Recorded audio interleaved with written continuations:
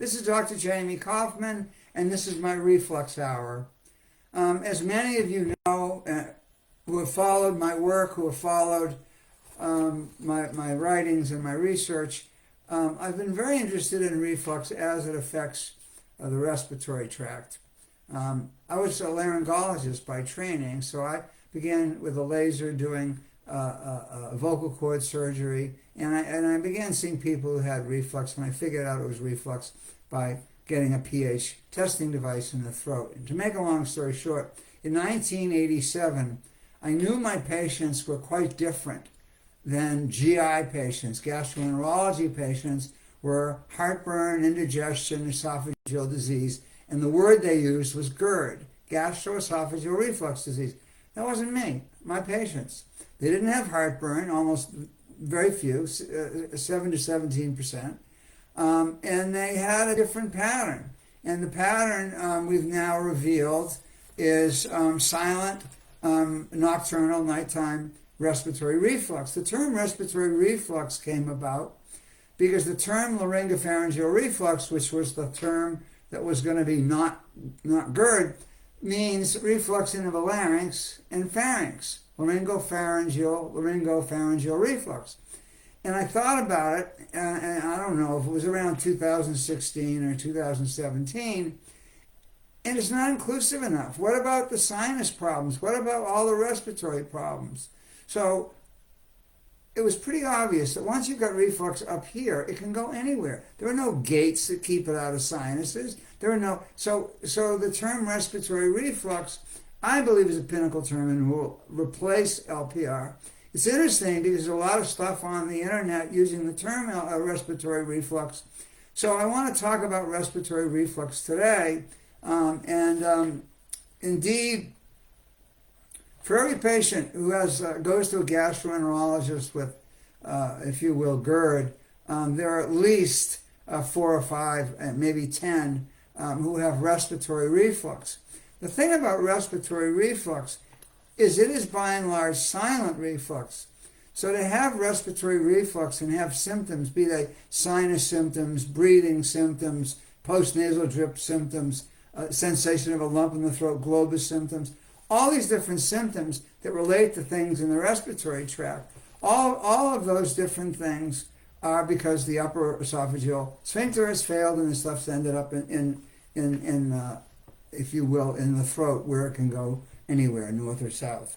So respiratory reflux is a better term. It's more inclusive, and it is going to probably eventually replace LPR. Now, if you say respiratory reflux, and then you talk about GERD, the problem is that the go-to doctor for reflux is a gastroenterologist. And I can tell you with a high degree of certainty that gastroenterologists know nothing about respiratory reflux. They have no test for it, and they have no treatments. So I'm going to talk about it today. I'm going to talk about it with some specificity. So to begin with, I called 7 symptoms the big ones, the ones that we're talking about millions of people. So postnasal drip, and I wrote asthma in quotes because in my experience, 4 to 5 people who have asthma who come to see me don't have asthma.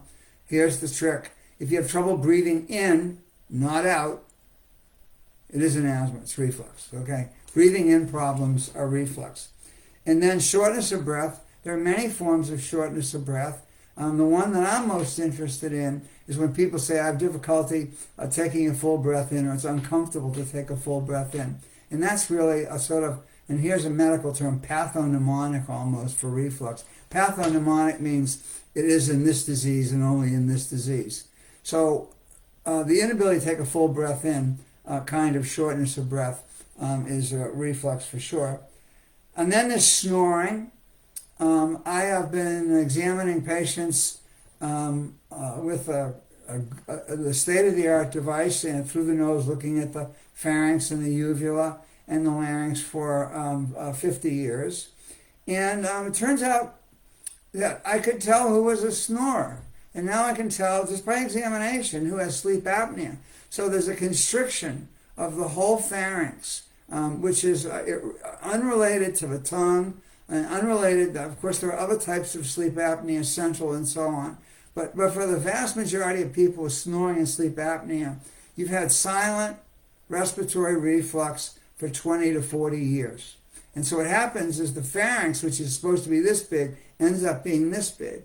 And you can see the inflammation. It goes up into the nasopharynx higher, and you see cobblestoning and this thick mucus and obliteration of the phospho-Rosenmuller. In any case, this is actually, in my experience, a diagnosis that can be made by examination with a flexible fibroscope. Problem is, ENT doctors who do that have not been trained to recognize these findings. I reported them many years ago, and I will report them again.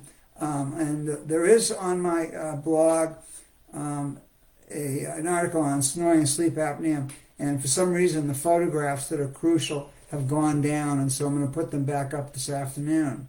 So snoring and sleep apnea are huge, and if you haven't noticed, it's getting bigger and bigger and bigger. I mean, my son came to visit from Nashville, and he brought his machine, and 4 other people in my family have sleep apnea.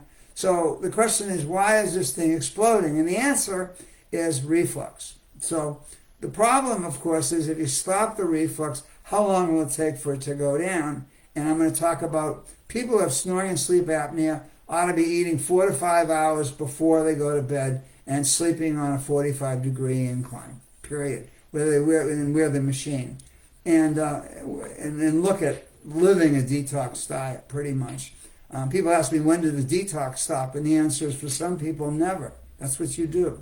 I am probably living the detox diet. In any event, the other big symptoms are sinusitis, huge number of patients. Nobody needs sinus surgery 5 times. Unless you've got some special disease, it's reflux. And so facial pressure, sensation of fullness, and discomfort in sinuses, particularly the ones up here and the ones here. Most of these people have reflux, and they have findings on x-ray which are really specific. Mucoperiosteal thickening, which is not an indication for surgery. So sinusitis is a big one. Turns out globus is a big one, a sensation of a lump in the throat. When somebody asks me, says they have a sensation of a lump in the throat, first question is it just mucus down there, or does it feel like there's something there? And it feels like there's something there. And the next question I ask is, do you notice it when you actually eat? And I usually say no. And that's like a red flag that says respiratory reflux, upper valve not functioning properly. And of course, the globus goes away when the reflux goes away. And so that leaves dysphagia, or difficulty swallowing, and it goes along with upper valve not working, the upper esophageal sphincter, the cricopharyngeus. What happens is it closes during the swallow. That's a bad idea for a valve. It should open and then close after the swallow. But it closes in the middle of the swallow, and that seems to be the mechanism for this type of difficulty swallowing. And finally, chronic cough. So those are the big 7: postnasal drip, asthma, shortness of breath, snoring, sleep apnea, sinusitis, globus, a sensation of a lump in the throat, difficulty swallowing, dysphagia, and chronic cough. So those are the big ones. Now, time is limited, so I've made an interesting discovery, or a series of discoveries. Although reflux can cause bad diseases, I have a question from a woman, non-smoker, refluxer who developed oral cancer. And the question is it reflux caused? And the answer, in my opinion, is absolutely. But we'll get there. So reflux can cause things. Reflux can cause bad diseases. But reflux itself is not a medical condition. Let me say that again. Reflux is not a medical condition. There's no doctor who has a treatment or a pill or something for you to do other than diet and lifestyle, which is going to make reflux go away. Even if you have surgery, I give the example frequently of the patient who had the best surgery by the best surgeon, and 4 years later she's consulting me, refluxing like a bandit. What time do you eat dinner? 8 o'clock, she said. What time do you go to bed? 10 o'clock, she said. And then I said, you're going to reflux all night, every night, whether you wake up, whether you knew it or not. Silent reflux. So the treatment for silent reflux is really, for some people, not just a detox program. You can't go back to eating like you used to. Okay, the way Americans eat is why we're all sick. It's why we have obesity, why we have reflux, why we have asthma, why we have sinus disease, why we have, and with all those diseases, neither the patient nor the doctor knows it's reflux caused. So the fundamental 4 treatments for reflux, period. Eat dinner early. That's a minimum of 3 to 4 hours. Do not make dinner. 2, do not make dinner the major refueling meal of the day. So you can't have no breakfast, no lunch, and then basically refuel at dinner. That's reflux causing. 3rd, no lying down. You can't eat and then go lie down and watch the news after eating. And 4th, no snacking at night. So 1, eat early. 2, no big refueling meal of the day, that dinner. 3, no lying down after eating. And 4, no snacking at night. Now, if everyone in America had to do that by law, we would probably save a massive, I don't want to say $1 trillion, but all of the chronic diseases that we face now are related to diet and lifestyle. So obesity, diabetes, and heart disease, and reflux. So those are the big ones.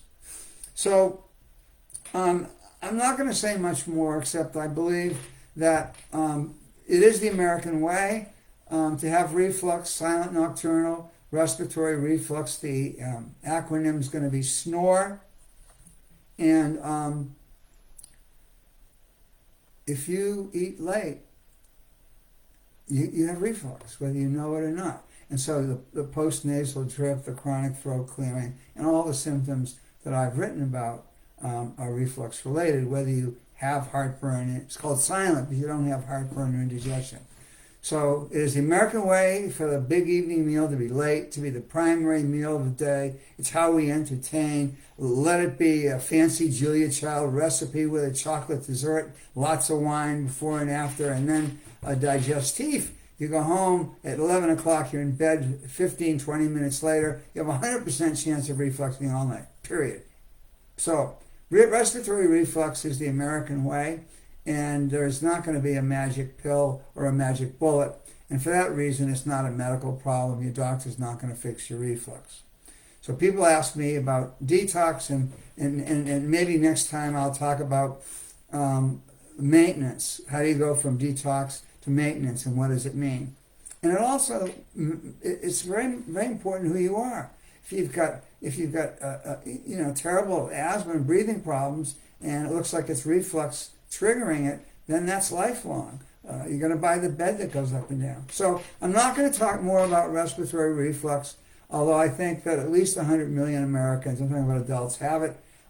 You have it, your friends have it, and your doctor has it too. So what I'm going to do about questions, and I'm sorry if that was sort of a more of a rant and a blast than an informational, but I think the key points are there. When I get significant questions and I don't get to them, in a week, they are going to roll over to the next week. To the next Facebook Live, the next month. So what I'm going to do is to answer questions first that I got last time but didn't get to. So Heidi says, can respiratory reflux be a trigger for oropharyngeal cancer? Usually oral cavity or back of oral cavity cancer. So she said, when I first read your book, I had silent reflux. The ENT discovered I had a tumor, which turned out to be cancer, and she's doing fine after chemoradiation. She's clear, and she says, they called it a Koufman bar, and that I am the ENT said I am the source for reflux. So I agree when it comes to LPR or respiratory reflux. So if you've had cancer, okay, you need to spend the rest of your life eating early, taking, especially, this is the one you can take every night, a swallow, Gaviscon Advance. I'm going to do a couple of relatively small things on the internet, on the YouTube, on one of them's going to be on alginates, on Gaviscon.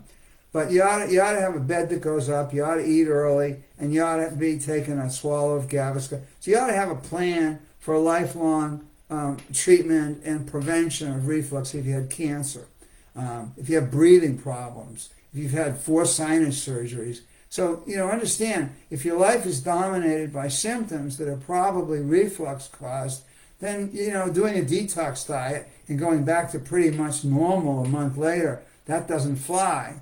So after the detox period, what happens is you leave the detox period in place and change one variable. So someone's tired of sleeping in their recliner like that. So they go in their bed and they sleep on a wedge. Everything else the same. And they start having reflux again. That means you're going to have to buy the machine that goes up and down the bed. So, and maybe they want to add certain foods. They add those foods and they start to have reflux. Maybe they want to eat later. So as you look through these variables, you're going to find out, by the way, it takes a year to figure this out. The reflux is about diet and lifestyle. So people ask me about all these things like licorice and do these things help? And the answer is no. If you're eating late and you're doing all these other things are like spitting in the ocean. They have no effect. So to answer Heidi differently,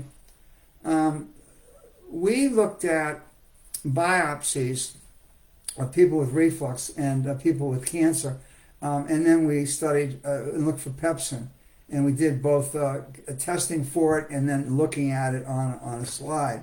So 100% of the people with cancer, head and neck cancer, have had reflux and had pepsin. Okay? And it is my opinion, and this is opinion, and I've said this at national meetings, you can get cancer without smoking, but not without reflux. So if you're a smoker and you're 100 years old, you don't have reflux. And that's not really unusual. But you got to have reflux to get cancer. I'm talking about head and neck cancer, oral cancer, throat cancer, vocal cord cancer, esophageal cancer we already know about, and add lung cancer. So if you're a non-smoker, it's not because of the passive smoke you got when you were a kid. Now 30 years later, it's for 30 years worth of reflux. So you can get cancer without smoking, but not without reflux. So this particular talk, or this particular set of answers, again, emphasizes the fact that reflux is not a quick fix ever. The chance you can get your heartburn fixed by taking Prilosec, but that's really bad. It increases your chance of esophageal cancer. So, Heidi, you know that you had reflux. You know that you have reflux. You need to make sure that all your symptoms are gone. Now, Peggy asked, and Peggy, thank you, Peggy. Peggy is great. I have about 10 or 12 questions from her, and I'm going to try to go through them quickly. Clarification of detox after reading your book, Low Acid Diet. I would recommend a relatively low acid diet, okay? In my opinion, if you have reflux, you should never, that's with a capital N, go back to drinking Diet Coke. That ship is passed, okay? It's too much alcohol. If you're going home and going to sleep with a buzz, you have a 100% chance of having reflux. And it snowballs. The more you reflux, the worse the valve, the more the reflux, and so on. So clarification on the detox diet is basically a low-fat, low-acid diet. And it's nothing's 100%. I had an interesting consult recently of a patient who went on detox, and he came back 2 months later, and he said that he was still having terrible reflux. And I asked him if he was having anything besides, and it turns out he was eating a ton of peanut butter. There was peanut butter in his oatmeal. There was peanut butter everywhere. And it's a trigger food, not for everybody, but it's a trigger food. It's a high-fat food. So I say, well, why don't we get rid of the peanut butter? Peggy, I'm not sure what to say, except the detox program effectively lasts months, in the sense that you can't change all the variables at once. You got to change one at a time. And some people do it quickly, and some people take a long time. Some people figure out trigger foods if they have them quickly. Some people take a long time.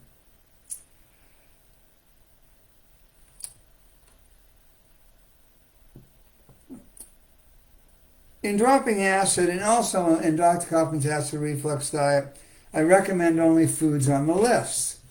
And that's because you can live very well on those foods. I mean, it's a lot of vegetables, it's a lot of grains, and it's poultry and fish, nothing fried. And the answer is it was somewhat arbitrary, but name me something that you know is relatively low fat and low acid. So the detox diet is very constrained intentionally, and it seems to work. People feel much better. The question is, what do you do the 4 weeks? Now we're doing 4 weeks of detox. And by the way, the word detox now has replaced induction diet. So the idea is that you are now in the reflux world, and you are going to be the captain of your own ship, period. You're not going to find a captain in the GI department. You're not going to find a captain who's ENT. So, reflux, you are the captain of your own ship if you've got it.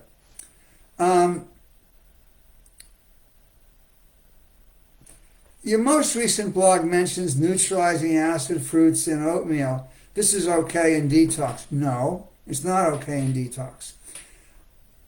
pH balancing is a wonderful idea. And what it means is that you can take things that are acidic and put them with things that are alkaline, and they can be okay if they're properly mixed. So my smoothie recipe starts out with, you got to get these little trays and let them sit out for a minute. With alkaline water, you got to use the little cubes, and I use almond milk and a banana. So once you start with those things, probably you can add anything else. But you know, all you need is pH paper. You stick it in there and wipe it and see. In my last blog on alkaline water, I think I actually give a link to it. I think is an inexpensive and really appropriate pH paper. For people to buy pH machines, I think is completely unnecessary. pH paper is good enough. You don't want to be eating stuff that's pH less than 5. So your pH balancing should do that. Reading the book, members ask, what processed white flour, brown sugar, and pork are used when healthy options available. I'm not sure there's any recipe with pork. So I'm not sure I understand the question, Peggy.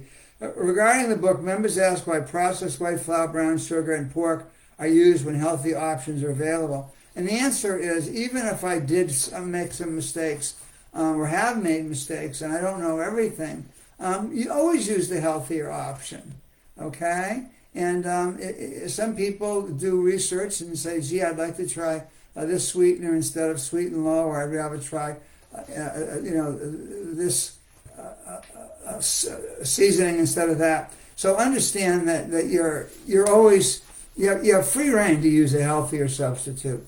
Just make sure it's not in the reflux realm. And that gets me to the next question. Is there a vegan butter substitute that can be used? And I don't know. I always used olive oil. I used olive oil for everything. I ended up cooking with it, using it on salads, putting it on my vegetables that were dry. So I don't know the answer if there's a butter, but we're looking for low fat. The irony is that the things that we really want in this system is to have foods that work. So in my experience, olive oil, avocados, and fish, with the exception of one woman, don't trigger reflux. You can have pretty much all of those you want. And I've never had someone say, I had an avocado and my reflux went crazy. And I'm sure there's somebody. So those things extend. I'm going to run out of time, so let me answer some questions that I think. In the book it says to eat nothing, to eat or drink after your last meal. You can have some water, just don't tank up. And you can have chamomile tea without a sweetener, without calories, no sugar, no honey at night, because it triggers insulin, glucagon, it can turn the stomach on again. So personally, I use Sweet and Low, which is easy to come by, and I don't even use but a tiny bit with my tea. There is less than a half a little bit in here. But it makes it taste good. So chamomile seems to be a hunger breaker, and it's very nice that we have it. Just don't make sure you don't get it with mint and other stuff. We've already agreed that carob probably is okay. And I want to finish some of these quickly. If amitriptyline causes lower sphincter weakness, why is it prescribed for vagal symptoms? 10 milligrams doesn't do anything in the lower esophageal sphincter. So it's about a dose. I didn't even know it had an effect on the lower sphincter, frankly. I haven't looked it up, but I'll believe you that it may.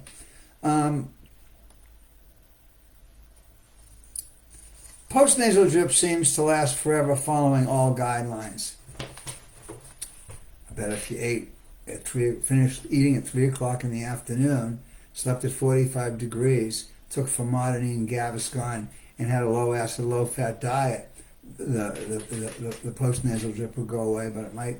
It's one of the slow things to go away because those glands, the respiratory system, those are mucus glands that everywhere. And so what happens is they go into overdrive like little wartime factories. So even if you stop your reflux, the postnasal drip usually takes a couple of months more to go away. And one last question. What type of doctor will diagnose vagal issues? None of them. So good luck with that. I am a pioneer, and I can tell you I don't know much about the vagus, but I've probably treated about 25,000 people with vagal neuropathies in my career. I don't have all the answers for that. So with that, and people also ask me, can you recommend a doctor in my area that knows and does the stuff you do? And the answer is no, can't do that either. Bye.